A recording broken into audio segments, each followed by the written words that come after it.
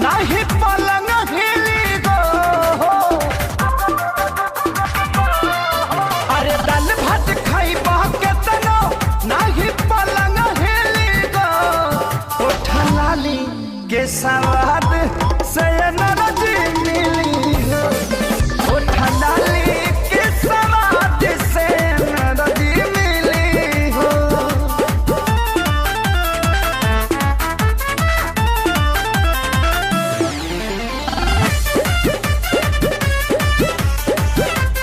Presented by Ankita Films.